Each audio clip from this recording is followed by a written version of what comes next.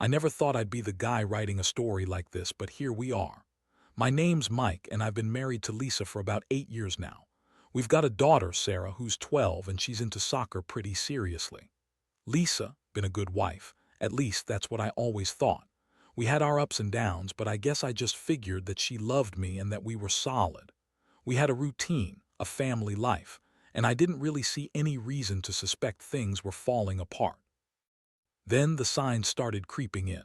Small stuff at first, missed calls, a little irritation when I'd ask about her day, and her spending more time away on weekends with the girls, which I initially took at face value. But over time, I noticed she was being oddly defensive when I asked about her whereabouts or her phone. Her phone, for example, always had a password she refused to tell me, which was weird because she used to be pretty open. I brushed it off, thinking maybe she was just trying to keep some privacy, or maybe I was just overthinking things. That all changed 2 weeks ago when I went through her purse after she left her bag lying around, something I never did before, but I was curious. I found hotel keycards tucked inside, a couple of them, and they weren't from any weekend trips we'd planned or any hotel stays I knew about. They looked fresh, recent. That was the first real clue something was off. I looked closer, and there was a room number written on a napkin inside her purse too, just as a backup, I guess. It wasn't our room at the hotel we'd stay at for our little weekend getaways. This one was different. My stomach sank. I started piecing things together, the late nights, the strange texts I'd seen from her phone when I thought she wasn't looking, the way she'd always dodge my questions about where she was during those weekends.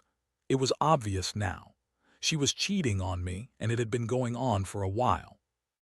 I mean, I knew Lisa was a little bitchy sometimes, quick to lie and deflect, but I never thought she'd actually do something like this, sleep with our daughter's soccer coach, no less, during overnight tournaments. That's some next-level betrayal. I didn't want to jump to conclusions, so I decided I needed to confront her. I waited until she was asleep that night, heart pounding, hands trembling. I wanted to catch her off guard. I flipped open her phone, saw a ton of messages from him, jarred her coach's name. They were flirty, suggestive. Nothing outright explicit, but enough to make my blood boil. She'd been hiding this from me for months. I felt betrayed, humiliated, like I'd been played by someone I loved and trusted. The next morning, I brought it up. I was calm at first, asking her to explain the hotel keycards and those texts. Her reaction: she turned into a total bitch, calling me paranoid, accusing me of spying on her, saying I was a terrible husband for snooping.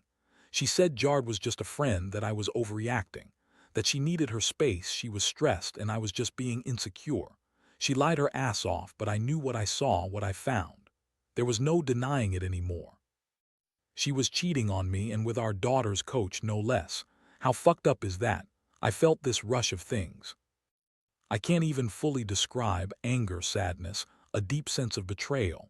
I kept asking myself how she could do this, how she could lie to my face and keep up this whole charade.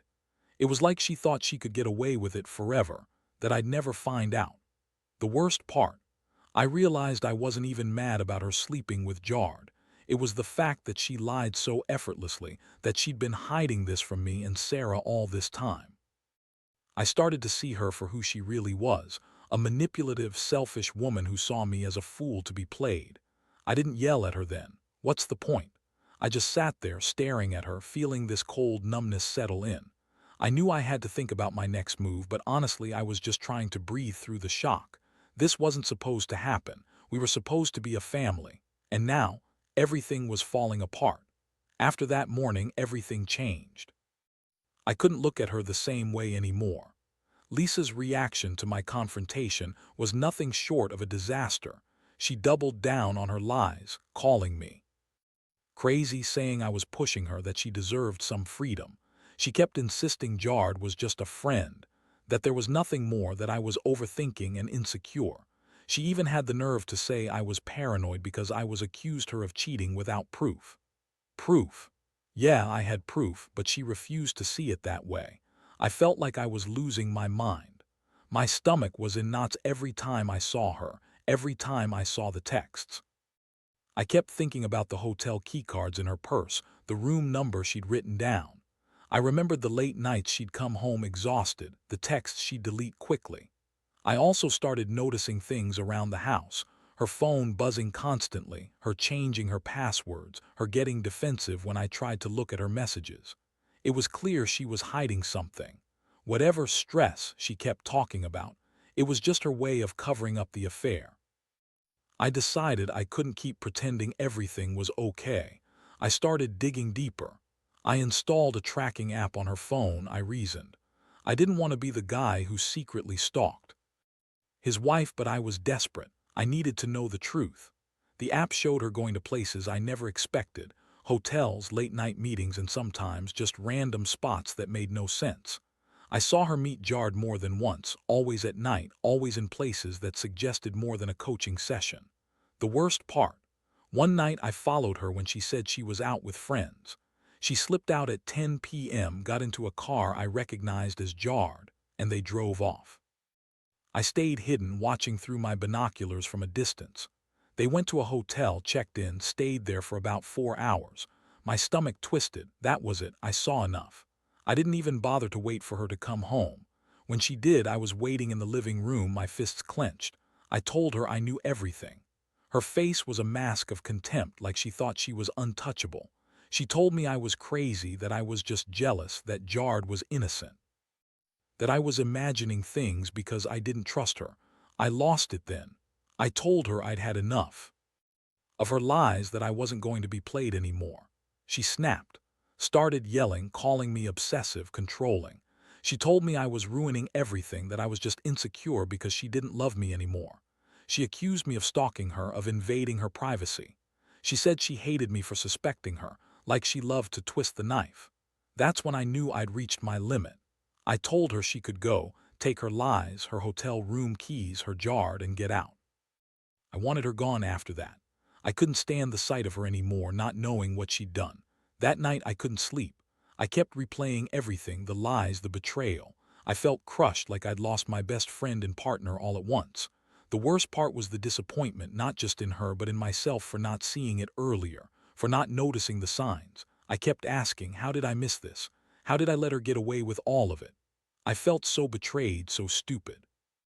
It's a gut-wrenching feeling to realize you've been played for a fool, especially by someone you loved so much. In the days that followed, I started to pull back. I'd always been a devoted dad, so I threw myself into Sarah's life, trying to keep her normal. But inside, I was shattered. I didn't want to believe that this was the end of what we had, but I knew I couldn't stay with her anymore, at least not with her lying next to me, pretending everything was fine. I kept looking at her like she was a stranger. Every time she looked at me, I saw the contempt, the lies, the betrayal. And I don't think I'll ever forget that feeling, how it felt to realize the woman I married was capable of this kind of deception. I started thinking about what I needed to do next. Do I fight for this marriage? Do I leave and start over? Honestly, I'm still torn. I know she's not the woman I thought she was, but I also feel so cautious about what's next. How do you forgive someone who's done something like this? How do you trust again? These questions are eating me alive, and I don't have any easy answers. All I know is I can't keep living in this mess. I need to figure out if I'm going to fight for us or cut my losses and move on. After that confrontation, I decided I needed some space to think. I couldn't keep living day to day with this weight on my chest, knowing she was out there, possibly with Jard, hiding things, lying through her teeth. I told her she needed to leave, and surprisingly, she didn't argue much. Her tone was dismissive, like she already had her bags packed in her mind. She said she'd stay for a couple of days, but I knew this was just her trying to buy time, spin her story, or maybe convince herself she was still in control. I stayed in the house, feeling like a shell of myself. Every noise made me jump. Every sound from her side of the house had me on edge. I was angry, furious really, but also heartbroken. How could she do this? How could she cheat on me with someone who was supposed to be coaching our daughter? That thought cut deep. Jard, the guy she kept insisting was just a friend, was not just some casual acquaintance. He was a part of our daughter's life, a trusted figure, and he had used that trust to sneak into her life, into our marriage, into our family. During those days, I spent a lot of time analyzing everything. I revisited every argument, every small sign I'd ignored. I remembered how she'd get defensive when I asked about her phone, how she'd lie about where she'd been. I started gathering evidence, screenshots of texts, hotel receipts, everything I could find. I knew I had to be prepared for whatever she might say next. I didn't want to be blindsided again. One night I found myself sitting in the living room, staring at her empty side of the bed. It was quiet, too quiet. I felt this overwhelming mixture of rage, sadness, and a strange sense of clarity. I realized I couldn't keep living like this, not with her lying to me, betraying us so brazenly. I decided I needed to confront her once and for all, but I also knew I had to be smart. I couldn't just blow up everything in a fit of rage. The next morning, she woke up with that typical bitchy attitude she'd developed lately, trying to act like everything was normal. I looked at her and knew I couldn't keep pretending. I told her I knew about Jard, about the hotel, about everything. Her face twisted into a sneer.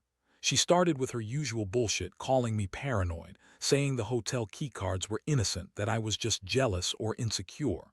She claimed Jard was just a friend, that I was making this all up because I didn't want to admit I was losing her. I told her I wasn't buying her lies anymore. I was done. I told her I knew she'd been lying for months, that I had proof, and that I wasn't going to keep pretending everything was fine. That was when she snapped. She cursed me out, called me a control freak, and accused me of not trusting her. She said she hated me for accusing her of cheating, and that I was the reason this was happening. Honestly, it was like talking to a wall. Nothing I said seemed to matter. She kept spinning her story, playing the victim, and I could see the manipulative part of her shining through. That day, I felt this deep sense of betrayal, seeing her pretend to be innocent, acting like I was the one at fault. She was so good at lying, at twisting everything around. It made me realize how little I knew her, how much of her was just a mask she put on for everyone else. I kept asking myself why she'd do this, why she'd risk everything for some affair. Was I really that bad? Or was she just a selfish bitch who wanted her cake and to eat it too? I started talking to a lawyer that day, trying to figure out what my options were. I knew I couldn't stay. Not after this. I also started talking to a counselor to help me process everything. It wasn't just about the betrayal. It was about rebuilding my life, my dignity, my trust. I told myself I deserved better than this, that I wasn't going to let her destroy what was left of our family. But inside, I still felt this gnawing pain, this mix of anger and sadness that wouldn't go away. In the end, I knew I had to make a choice. Stay and fight for something that was already broken, or walk away and start over. I wasn't sure I could forgive her, not after all I'd found out. But I also knew I couldn't just stay in this limbo. Whatever I decided, I had to do it for myself and for Sarah.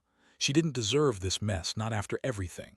My mind was racing, but one thing was clear. I wasn't going to let her keep controlling the narrative anymore. The truth had come out, and I was done being the fool. The days that followed felt like walking through a fog. I kept going back and forth. Should I fight to save this marriage, or is it already dead? Every time I looked at Lisa, I saw the lies, the manipulation, how she'd been secretly sneaking around with Jard during those overnight tournaments. I couldn't shake the image of her in that hotel room with him, pretending to be this innocent mom supporting her daughter's soccer, while she was really just fucking around behind my back. I decided I had to do something concrete. I started planning my next move carefully. First, I needed to get proof that I could use if she tried to deny everything. I'd already saved some screenshots of the texts. Those alone were enough to prove her guilt. But I wanted more. So I hired a private investigator. I know, it sounds extreme, but at that point I didn't trust her at all. I wanted to know if she was still sneaking around, if she was planning to leave, or if she had other secrets I didn't know about. The investigator started tailing her. It was uncomfortable, knowing someone was watching my wife, but at the same time, I felt a strange sense of relief. I needed to see what she was doing without her knowing I was onto her. It wasn't long before the investigator came back with footage of Lisa meeting Jard again, this time at a different hotel, late at night. They were together for hours, and from the looks of it, they were definitely more than just friends. I saw her kissing him in the parking lot, holding hands and then going inside like they were some secret lovers. That image cut deep. It was one thing to suspect, another to see it confirmed with my own eyes. That was the moment I knew I couldn't keep pretending everything was fine. I sat her down later that evening, armed with the evidence. I told her I knew the truth about Jard, about her lying about everything. Her face turned pale for a second, then she snapped again, getting defensive, calling me paranoid, accusing me of stalking her. She even said I was abusive for controlling her life, which was hilarious considering she was the one sneaking around. I told her I wasn't going to listen to her bullshit anymore. I'd seen enough. She tried to deny it all, even with the footage right in front of her. But deep down, I knew she couldn't keep lying forever. I told her I'd had enough. If she wanted to see her daughter, she needed to start being honest and face the consequences. I told her she was done with her lies, that I was done being played. That night she packed a bag and left. I didn't stop her. Honestly, I was too drained to argue anymore. That evening I sat alone in the living room, staring at the empty space where she used to sleep. It was quiet, too quiet. I felt this crushing mix of emotions, anger, sadness, and a sickening sense of betrayal. How could she do this? How could she lie to my face for so long, pretend to be this caring wife and mother while she was secretly screwing around with Jard? I kept replaying all the moments I missed, all the signs I ignored. It was like I'd been blind and she'd taken advantage of that. The worst part, I realized I'd gone from feeling like her partner to feeling like a complete outsider in my own life. Her betrayal wasn't just about the sex, though that was enough to make me sick. It was about the lies, the deception, the way she had manipulated everyone around her. I felt so stupid for trusting her, so stupid for thinking I could save what we had. I'd always prided myself on being a good husband, the guy who put his family first, but she turned all that into a joke. Now I'm just trying to pick up the pieces. I told myself I'd focus on Sarah, on making sure she felt secure, loved, and protected. That's my priority now. I've started seeing a counselor, trying to process everything: the anger, the hurt, the betrayal. Honestly, I don't know if I'll ever fully get over this. The trust is shattered, and I wonder if I'll ever be able to look at Lisa the same way again. But I also know I can't keep living in the past. I have to decide whether to fight for a reconciliation or cut ties completely. I'm leaning toward the latter. I don't see how I could forgive her after all this. She lied, cheated, and used our daughter's innocence as cover.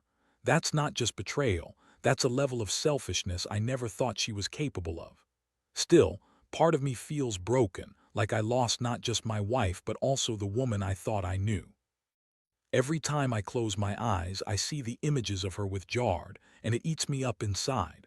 The hardest part is realizing that I can't undo what's been done.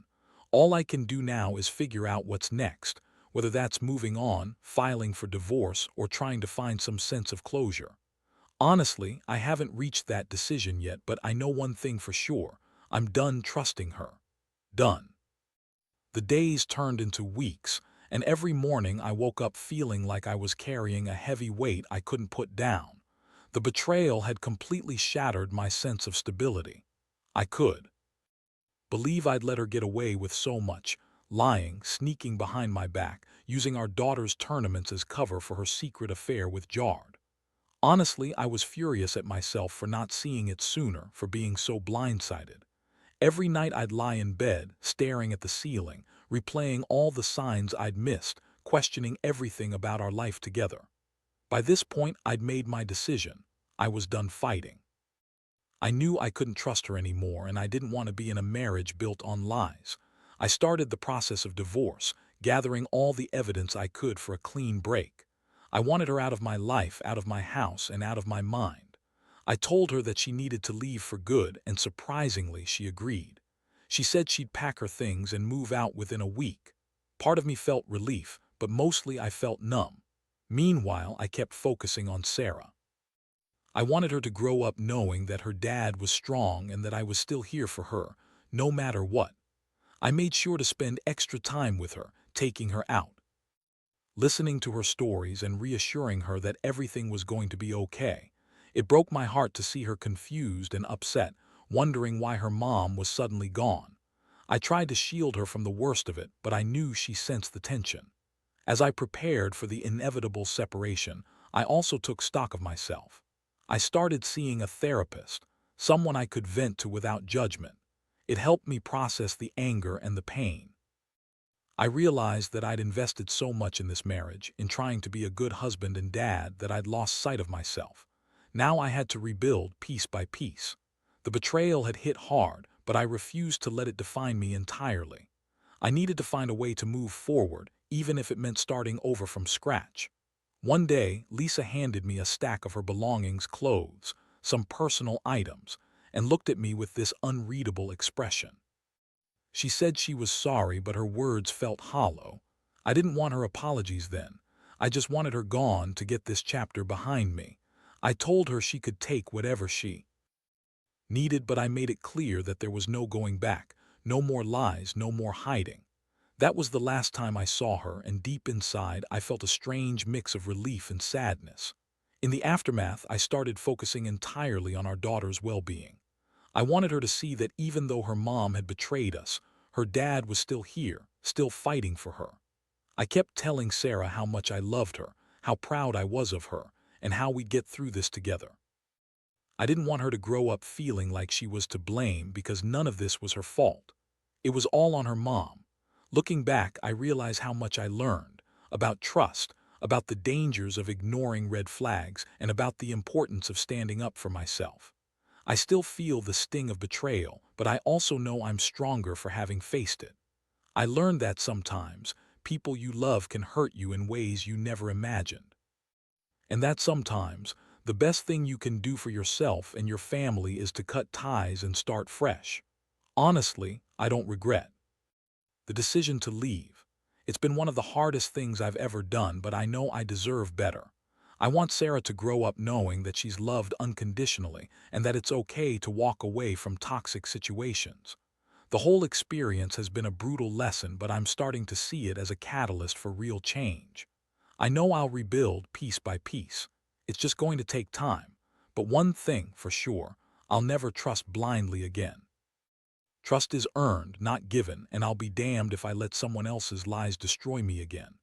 Now that everything has settled, I find myself in a different place, more cautious, more aware. I won't lie, it still hurts. The betrayal is something I carry every day, but I also carry a sense of relief that I finally took control of my life. I look at my daughter, Sarah, and see her bright eyes, her innocence still intact, and I know I did the right thing. She's my reason for moving forward, for healing. I want her to grow up knowing she's loved, and that her dad is strong enough to walk away from the darkness. I've learned a lot from this experience, things I'd never have believed possible before. People can be so good at hiding their true selves, so skilled at lying and manipulating. It's made me realize that trust has to be earned, not blindly given. I used to think that love meant forgiving everything, but now I see that sometimes love is knowing when to walk away and protect yourself and your family from further damage. It's a hard lesson, but an invaluable one. I've also come to understand that revenge, or even justice, isn't always about retaliation. It's about reclaiming your life, your dignity, and your peace of mind. For me, that was walking out, cutting ties, and choosing my own happiness over someone who had betrayed that trust so thoroughly. I don't harbor hate anymore. Instead, I focus on the future. I've started working out, making new friends, and slowly rebuilding my confidence. I've realized that I am stronger than I thought, even in my most broken moments. Looking back, I see how Lisa's lies and her selfishness nearly destroyed us, but I also see how I refused to be a victim. I took control, made my choices, and now I'm rewriting my story. It's not easy, it's not painless, but it's necessary. And honestly, I feel lighter, freer in a way I never thought possible. The betrayal hurt so badly, but it forced me to confront my own strength, to realize that I am enough, even if someone else doesn't see it. To anyone reading this who might be in a similar situation, I want to say, trust your instincts. Don't ignore the red flags. If someone is hiding things, lying, or making you feel like you're going crazy, don't dismiss it. Seek support, gather evidence if needed, and don't be afraid to walk away if it's the right choice. You deserve honesty, respect, and loyalty. No one should be made to feel small or unimportant because someone else is selfish and manipulative. Most of all, remember that life goes on. It's daunting, yes, and messy, but there's light after the darkness. I've started to see that now. I've found a new sense of peace, even with the scars of betrayal still fresh. I'm learning to forgive, not just Lisa, but myself for trusting her so much, and to forgive life for throwing this at me. I know I'll never forget what happened, but I also know I can move forward stronger and wiser. This chapter is closed now. I can finally breathe again, knowing I did what I had to do to protect myself, to protect my daughter, and to find happiness again. Life is unpredictable and sometimes it throws the worst at you, but it also gives you the chance to rebuild, to redefine what's important. And for me, that's still love, just a different kind, one that's earned, honest, and true.